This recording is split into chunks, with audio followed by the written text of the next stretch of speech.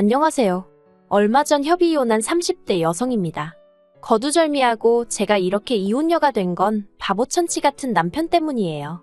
물론 원인 제공은 이혼하고 염치 없이 시댁에 눌러앉은 신우와 시어머니 때문이긴 하지만 솔직히 남편이 자기 역할만 잘해줬더라도 저희까지 이혼하는 일은 없었을 것 같거든요. 그러니 다른 시댁 식구들보다 남편이 제일 문제고 제일 꼴보기 싫으네요. 남편과 저는 지인의 소개로 만난 사이입니다. 소개받을 당시 남편은 9급 공무원이었고 저는 은행을 다니고 있었지요. 하지만 이런저런 조건을 다 떠나서 남편의 서글서글하고 다정한 성품이 마음에 들더라고요. 그리고 남편도 남편대로 제가 마음에 들었는지 만날 때마다 고맙게도 무엇을 하면 좋을지 뭘 먹으면 좋을지 그런 것들을 생각해왔어요. 이후로 저희는 누가 먼저 사귀자 그런 이야기는 하지 않았지만 그래도 소개받고 얼마 지나지 않아 자연스럽게 연인 사이로 발전했고 그렇게 1년여간을 만나다 부부의 연을 맺게 되었네요. 다만 한 가지, 지금 돌이켜 생각해보면 마음에 걸렸던 일이 있는데 그건 결혼 이야기가 본격적으로 오가면서 서로 경제 사정을 오픈했을 때였습니다. 솔직히 말해서 홀어머님의 아래로 어린 신우까지 있었기에 남편에게 경제적인 부분에 있어서는 기대치가 크지 않았어요. 이건 여담이지만 남편이 9급 공무원이 된 것도 원래는 작은 중소기업을 4년 정도 다니다가 도저히 이렇게는 못 살겠다 싶었다대요. 여담이지만 입사 당시에는 9시 출근 6시 퇴근이라고 했는데 4년 내내 7시 40분까지 출근해서 8시 이후에 퇴근했답니다. 그래도 버티면 승진하고 한마디로 언젠가 좋은 날이 올 줄 알았는데 어느 날 대뜸 사장 친구 아들이라는 사람이 와서는 한 자리 차지하고 두 자리 차지하고 그러는 꼴을 보고 있으니까 내가 여기서 뭐하는 짓거린가 싶었다나요. 그래서 독하게 마음먹고 회사를 때려치고 공무원 공부를 시작했대요. 그런데 남들이 9급 공무원은 반년 안에 합격을 해야 한다. 1년이면 뭐 눈 감고 떡 먹기다 해서 조금 만만하게 봤었답니다. 하지만 매번 한 문제 차이, 한 점 차이 이런 식으로 고배를 마시느라 자그만치 4년을 날려먹었다는 거예요. 이 얘기를 들었을 땐 솔직히 제가 다 아찔하더군요. 솔직히 포기하지 않은 그 근성이 대단하다 싶으면서도 미련한 건가 싶고 어쨌든 결국엔 합격을 했으니 다행인가 싶기도 하고 그런데 이런 과정이 있다 보니 당연히 모아둔 돈은 거의 없었지요. 가뜩이나 첫 직장 다닐 때도 홀어머니 생활비 보태드리랴 어쩌랴 해서 얼마 모으지도 못했는데 그 돈을 수험생활에 다 써버렸다니까요. 그리고 이런 이야기는 이미 연애하면서 조금씩 여러 번 들었던지라 언젠가부터는 그쪽으론 아예 기대치가 없었지요. 그래도 운이 좋았던 게 저희 친정부모님이 남편을 사윗감으로 마음에 들어 하셨습니다. 어떻게 모든 게 100% 마음에 들 수 있겠냐면서 그래도 저한테 잘하고 당신들한테 살가우니 그것만으로도 좋다 하시대요. 그리고 어쨌든 9급 공무원이라는 직업이 떼돈을 버는 직장은 아니어도 안정적이잖아요. 그래서 부족한 부분은 친정부모님이 도와주신다고 하셔서 무사히 결혼 준비를 할 수 있었지요. 그리고 남편에게 경제적인 부분에 있어 기대치가 없었던 만큼이나 어머님께도 아무것도 바라는 게 없었습니다. 솔직히 결혼 이야기가 한창 오가는 와중에도 당신 친구분들하고 여행 간다며 남편에게 이달은 용돈 얼마를 더 보내라 하시는 분이셨거든요. 그런 걸 옆에서 다 보고 있었는데 제가 뭘 생각하고 바라고 했겠어요. 그래도 시어머니 되실 분이라 나쁘게는 말 못하고 세상에는 정말 다양한 어머니들이 있구나 생각만 했지요. 그리고 그런 어머님의 비위를 맞춰드리는 것도 어떻게 보면 자식돌이라고 생각해서 최대한 좋은 쪽으로 생각하려고 했어요. 그런데 저와 남편이 결혼하고 2년차가 되던 해였습니다. 남편에게는 3살 터울의 여동생이 있거든요. 신우는 일찍이 혼전 임신을 해서 저희가 결혼할 때 이미 7살짜리 아이를 키우고 있었어요. 여담이지만 자기 아들을 화동으로 세우겠다며 멋대로 무슨 큰 호의를 베풀듯이 이야기를 해서 제가 무척이나 황당했었답니다. 왜냐면 그러면서 저더러 얼마 줄 거냐고 물었거든요. 세상에 공짜가 어딨냐고 하면서요. 그런데 저는 제 결혼식이 엄숙하고 진지하길 바랬기 때문에 화동이라던가 모하객들을 산만하게 만들 만한 이벤트는 하고 싶지 않았어요. 그래서 제가 화동은 안 해도 된다니까 애가 얼마나 서운하겠냐면서 졸지에 저를 되게 무심한 사람처럼 몰고 가는 걸 보고 보통이 아니구나 싶더라니까요. 그리고 신우는 자기가 동생이지 않냐면서 축의금도 이론도 안 했어요. 솔직히 저야 안 받아도 그만이지만 그쪽에서도 정말 뭐 하나 해준 게 없었네요. 이러니 저랑 신우랑 사이가 좋을 리가 없었지요. 아무튼 그런 신우가 이혼을 했습니다. 이혼 사유는 심해부의 바람이었어요. 회사에 들어온 단기계약직 여직원하고 바람이 난 걸 평소에 신우랑 가깝게 지내던 다른 동료 와이프가 말해줬다대요. 그리고 심해부도 너무한 게 그러면 바짝 엎드려서 빌기라도 하지. 신우 면전에다 대고 솔직히 하룻밤 실수 때문에 너 같은 여자랑 결혼했다는 게 너무 억울하다고 소리를 질러대고 난리도 아니었다고요. 그리고는 양육권이고 친권이고 다 필요 없다며 신우더러 다 가지라 했다는 거예요. 그런데 양육권이고 친권이고 그것만 주면 뭘 어떡하라는 건지. 문제는 돈이었어요. 신우고 심해부고 평소에 씀씀이가 어찌나 해펐는지 재산이라곤 둘이 살던 전세집 보증금 7천이 전부였더라고요. 근데 그나마도 또 돈 갚을 때가 있어서 결국 이리저리 다 쪼개고 나니까 신우 앞으로 2천만 원 남더랍니다. 그래서 신우가 그 2천만 원하고 시조카 데리고 어머님 댁에 들어갔지요. 솔직히 신우가 어머님 딸인데 어머님 댁에서 들어가 사는 걸 보고 누가 이러쿵저러쿵 말을 했겠어요. 저 또한 그거에 대해서 불만은 전혀 없었고요. 하지만 제가 이해할 수 없었던 건 그런 상황에서도 신우는 일할 생각을 안 하더라는 거예요. 겨우 2천만 원 들고 이혼한 상황에서 그 돈만 조금씩 까먹어가면서 버티려고 드는 모양새가 딱하다 못해 어이가 없었네요. 그리고 상황이 그렇다 보니 원래도 가족 모임이 있으면 저희 부부가 대부분 부담하기는 했지만 그 빈도수가 더 잦아졌다고 해야 할까요? 어머님 생신을 비롯해서 명절부터 시작해서 이런저런 행사가 있을 때마다 계산은 너무나 당연히 저와 남편의 몫이었고 심지어 저는 해산물을 먹지 못하는데 해물탕을 먹으러 가서도 돈을 저희더러 내게 하더라고요.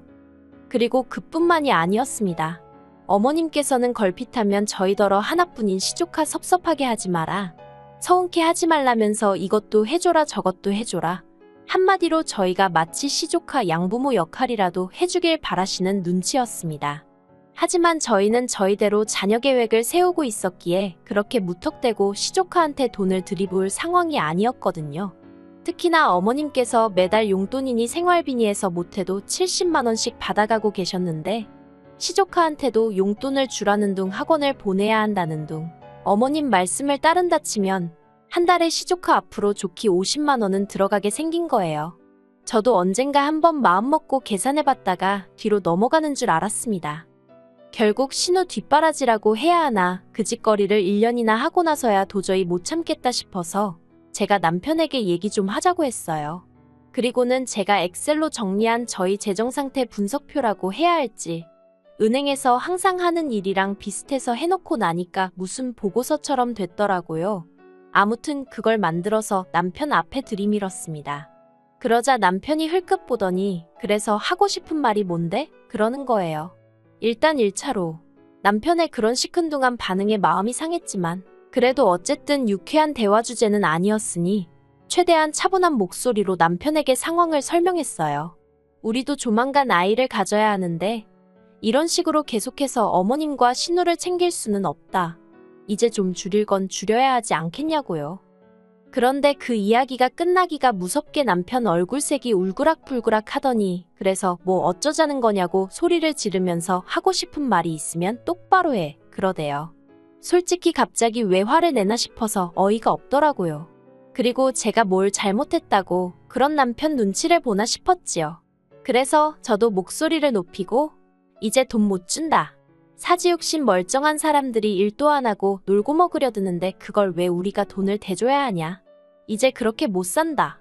저도 남편이 한 것처럼 똑같이 소리를 질렀어요. 그랬더니 남편이 갑자기 제가 어머님더러 어머님이라 안 하고 사람이라고 했다며 그걸 꼬투리 잡아서는 너는 며느리가 돼서 며느리 도리를 모른다. 마음가짐이 어떻다 저떻다. 아주 한 건 잡은 거 마냥 신이 났더군요. 그리고 남편이 그렇게 버럭한 이유를 알게 되는 데는 오랜 시간이 걸리지 않았습니다. 도대체 무슨 일이라도 있었나 싶어서 남편이 씻으러 들어간 사이에 남편 핸드폰을 몰래 훔쳐봤거든요. 그랬더니 신우가 장문의 문자를 보내놨는데 한다는 말이 어머님이랑 코딱지만한 집에서 살려니까 너무 힘들다면서 1억을 해달라고 보냈더라고요. 그리고 거절할 줄 모르는 남편은 어떻게든 저 몰래 그 1억을 해주려고 했던 모양이에요. 1,2금융권은 물론이고 대부업체까지 안 알아본 데가 없었으니까요. 참고로 집안에서 경제권은 제가 쥐고 있습니다. 결혼할 때 제가 집을 해온 대신 자연스럽게 경제권도 저한테 넘어왔어요. 하지만 제가 핸드폰을 몰래 받기도 했고 남편이 저에게 따로 신우가 부탁한 일에 대해서는 가타부타 말이 없었기 때문에 아는 척을 하기가 그렇더군요. 그래서 저도 굳이 입 밖으로 꺼내진 않았습니다. 마음 한구석에선 남편이 저랑 상의를 해주길 바라면서도 동시에 상의를 한다고 들면 그건 그거대로 일이다 싶고 저도 제 마음을 알 수가 없었어요. 그리고 그렇게 며칠의 시간이 지났습니다. 남편이 할의하기가 있다며 저더러 거실로 나와보라고 하더군요. 뭔데 그러냐고 자리에 앉으니 남편이 무슨 서류 몇 장을 꺼냈습니다. 눈에 익숙한 서류들, 바로 아파트 담보대출 서류였어요. 황당해서 아니 집에서 이 서류들을 보게 될 줄은 몰랐네. 이걸 어디서 구해왔어? 이거 왜? 하고 물었습니다. 그랬더니 한다는 말이 아파트 담보대출 좀 받아줘 그러는 거예요. 그제서야 얼마 전 받던 신우의 문자가 생각이 났습니다. 순식간에 화가 솟구쳤지만 일단 아는 체는 하지 않고 갑자기 웬 대출을 받자는 거냐고 얼마나 필요해서 그러는데? 하고 물었어요. 그랬더니 1억 정도 필요하다면서 자기가 아는 형 돈을 빌려서 주식을 했다나요. 아주 자기 여동생한테 돈을 갖다 바치려고 별 거짓말을 다 한다 싶어서 기도 안 차대요. 제가 누구한테 빌린 거냐. 내가 직접 만나보겠다 그리고 주식 거래한 내역 좀 보여달라 했습니다. 그랬더니 남편이 허둥지둥. 솔직히 저희 남편 거짓말 정말 못하거든요. 순발력이 있는 사람도 아니고요. 그런데 그 자리에서 어떻게든 거짓말을 쥐어짜내려는 걸 보고 있으니 참 못 봐주겠더라고요. 그래서 제가 남편에게 신우가 당신에게 보낸 문자 봤다고 솔직하게 말했습니다. 그러자 남편도 차라리 잘 됐다면서 그럼 이제 상황을 알았으니 대출 좀 받아달랍니다. 신우가 못 갚으면 자기가라도 갚을 거니까 걱정하지 말라면서요. 어이가 없어서 나랑 살면서 뭘 어떻게 갚겠다는 거냐고 물었어요. 당신 월급이나 내 월급이나 공동재산인데 뭐 어디 따로 돈 들어올 구멍이 있는 것도 아니면서 무슨 돈을 갚겠다는 소리를 그렇게 쉽게 하냐고요. 그리고 아파트는 내가 한 것도 아니고 친정부모님이 해주셨는데 그걸 담보 잡아서 신우한테 1억이라니 생각 좀 하고 말하라고 화를 냈어요. 그러니까 남편이 한다는 말이 그러면 이혼밖에 답이 없겠네 그래요. 순간 저는 제 귀를 의심했습니다. 지금 뭐라고 했어? 이혼? 신우 1억 안 해주면 나랑 이혼이라도 하겠다고? 이혼하면 재산 분할하잖아. 그거라도 받아줘야지. 진짜 미쳤구나. 진심으로 하는 말이지? 후회 없지. 나중에 딴소리 하지 마. 남편의 마지막 말에 정이 있는 대로 떨어진 저는 이튿날 바로 이혼 전문 변호사를 찾았습니다. 그리고 변호사 앞에서 저도 모르게 울고 웃고 정말 미친 X가 따로 없었어요. 도끼도 오른 데다가 한편으론 그동안 나름대로 열심히 제 가정 꾸리고 살아왔다 싶었는데 이렇게 한순간에 정리하게 된 현실이 황당했거든요. 남편은 이혼 이야기가 나온 이후로 시댁으로 간 상황이었고 저에게 이혼은 언제 해줄 거냐면서 연락을 해왔어요. 그래서 서류 작성하자 하고 카페에서 만났습니다. 제가 이혼 서류 내밀면서 내 건 다 적었으니 당신 것만 적으면 된다 했습니다. 그러자 남편이 알겠다며 재산 분할은 어떻게 하냐고 묻대요. 그래서 재산 분할은 당신도 당신 변호사 구해서 알아보던가. 근데 우리가 나눌 재산이라는 게 있냐고 제가 물었습니다. 당신 한 달에 250씩 가져다 준 게 전부고 그중에서 100만 원 가까이 매달 시댁으로 빠져나갔잖아. 글쎄 뭐 기여한 게 있나? 솔직히 남편 자존심 상하라고 일부러 빈정거리듯 말했어요. 그리고 제 말투에 역시나 남편이 발끈해서는 그게 무슨 상관이냐며 어쨌든 부부가 같이 관리했으면 다 공동재산이라나요. 그리고는 집은 왜 빼먹냐길래 그건 증여야. 우리 부모님이 사랑하는 당신 딸 사주신 선물 같은 거라고. 당신은 나랑 결혼했단 이유 하나로 잠깐 빌렸을 수 있었던 거고. 그러자 남편 얼굴이 사색이 되어서는 그러면 자기 이혼 안 하겠답니다. 어이가 없어서 이혼이 당신이 하고 싶으면 하고 안 하고 싶으면 안 하고 그러는 건 줄 아냐고. 나는 이미 마음 굳혔다 했어요. 그리고는 지금 내가 준 이혼 서류 마저 작성해서 등기로 보내든가 아니면 잠자코 기다려. 내가 변호사 사서 소송 걸게. 그 말만 남기고는 먼저 카페에서 빠져나왔네요. 그리고 결국 남편도 알아보긴 했는지 결국 서류 작성해서 등기로 보냈더라고요. 솔직히 당시에는 여러 가지 감정이 교차했습니다. 남편이 몇 번 더 매달리고 그런 것도 없이 서류를 보냈다는 게 황당하기도 하고 괘씸하기도 하고. 그런데 다시 생각해보니까 매달린다고 제가 받아줄 것도 아니었고 오히려 서로 머리만 더 아팠을 것 같기도 해서 지금은 다 잘 됐다고 생각하고 있어요. 남편과 이혼한 이후로 놀랍게도 제 삶은 크게 달라진 게 없습니다. 여전히 친정부모님이 사주신 아파트에서 생활하며 직장을 다니고 있어요. 다만 쓸데없이 돈 뜯어가는 인간들이 사라졌으니 경제적으로 더 여유가 생겨서 올 여름에는 친정부모님 모시고 해외로 여행을 다녀올 생각이에요. 그런데 소개팅을 주선했던 지인의 얘기로는 남편은 저와 이혼하고 계속 시댁에서 사는 모양이더라고요. 어머님 집이 제가 알기로 15평에 방 2개 그나마도 방 1개는 거실 겸용인데 거기서 어머님 시누시 조카 그리고 남편까지.